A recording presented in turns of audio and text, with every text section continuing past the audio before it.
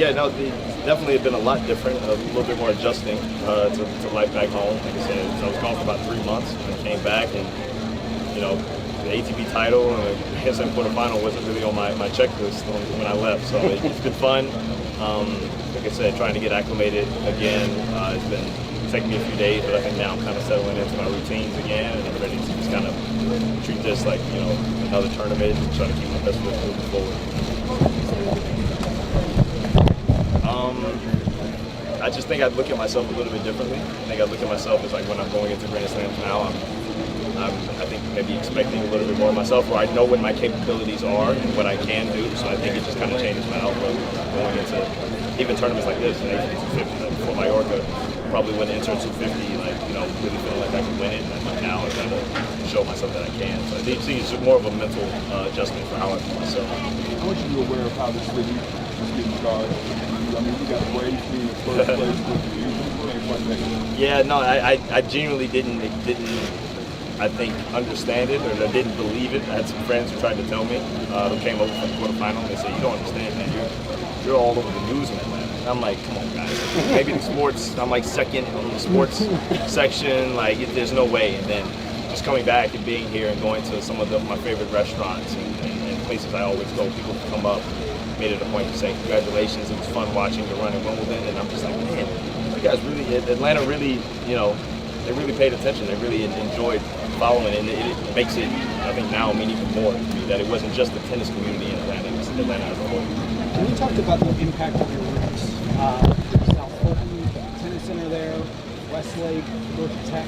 I mean, this is really sort of where you found your game. Yeah, no, I think I always say I think I was very, very lucky, very, very fortunate that I grew up in the city that I did and the time that I did, because there were so many other really good tennis players who came first and kind of paved the way for me and then kind of took me under their wings, from Jameer Jenkins to Donald Young to Jameer's older brother Jermaine coached me for a while. I had an older cousin, Trey Eubanks, who played tennis at Michigan State. So I was really lucky to be in the city at the time, because those guys had already either were in the midst of their collegiate or professional career or coaching afterwards, and they kind of could show me the tips of the trade, I think, to kind of help my progression move along a little bit quicker. Well, especially in juniors. I think it took a little bit of time after officially turning pro to kind of finally make my mark. But I owe those guys a lot, just because of seeing them come first showed me that it was actually possible. You could do it from the city of Atlanta.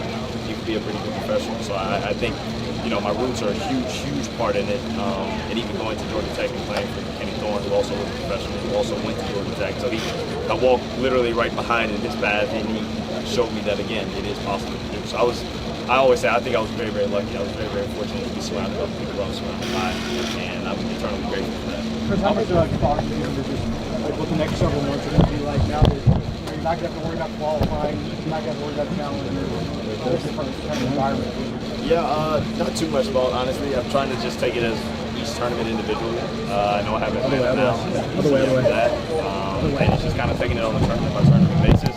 I don't want to kind of get too wrapped up in the stuff outside of tennis, because I feel like I played some of my best tennis when my tennis was the primary focus. So I'm just kind of, I know it, obviously DC is next, and I know I want to be at some of my best form by the US Open, but other than that, I'm just looking at each tournament as its own kind of individual thing. It's like it's more realistic. You were the first Atlantan to make the quarterfinals of Wimbledon since the 1930s. What does that honor mean to you? I had no idea about that. The 1930s, that's crazy. I mean, it's an honor. I mean, I think, if I'm not mistaken, Atlanta is the largest tennis market in the country per capita. We have so many players that play tennis in the city.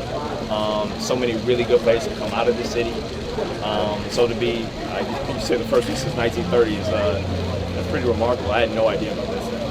Hey Chris, if you're sitting at the Tennis Channel desk and you're asked, what do you think about an Atlanta native 27-year-old made this run, what would you answer? Improbable, probably. A bit unexpected.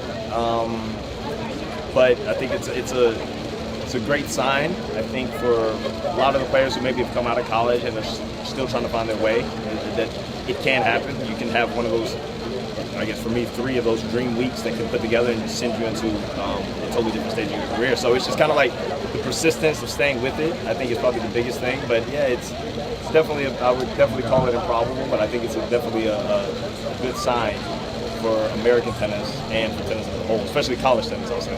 Chris, you're a role model now. Last You mentioned all the people question, that you last looked up to growing up. Now you're that guy for so many kids here in Atlanta. What does the future look like for Atlanta tennis thanks to people like you now? It's a bit of a tough question, just because I haven't been immersed in the roots of Atlanta tennis in a while, because I'm traveling so much. It's tough to really keep track of who the good juniors are. I'd like to think that hopefully, the success that I've had and the success that other players from Atlanta, let's not forget Ben Shelton was born in Atlanta as well, and he quarterfinal Australian Open this year, his first time out of the country. So there's a great show, I think, for tennis in Atlanta. Hopefully kids can look at that and aspire to be something similar.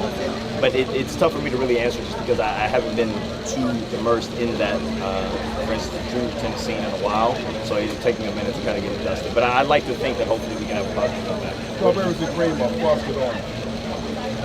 Oh man, I'm gonna catch hell for this one, man. I'm gonna say strawberries and cream. I'm sorry. I'm sorry to all of the varsity fans, but I'm gonna have to go with strawberries and cream. Grand Slam quarterfinals, I think that kind of topped it a little bit, so I'll go strawberries and cream.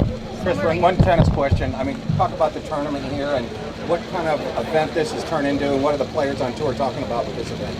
I think a common theme amongst a lot of the players, we say that this is probably one of the more unique venues. You don't play too many tournaments with a downtown skyline like this, so players love it. Players love having the tournament hotel so close. They enjoy having a kitchen in their hotel rooms, as well as a grocery store right downstairs. So it brings out, I think, a lot of things that players feel a little bit more at home here.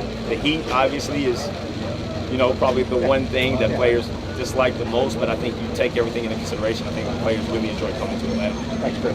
Thank you.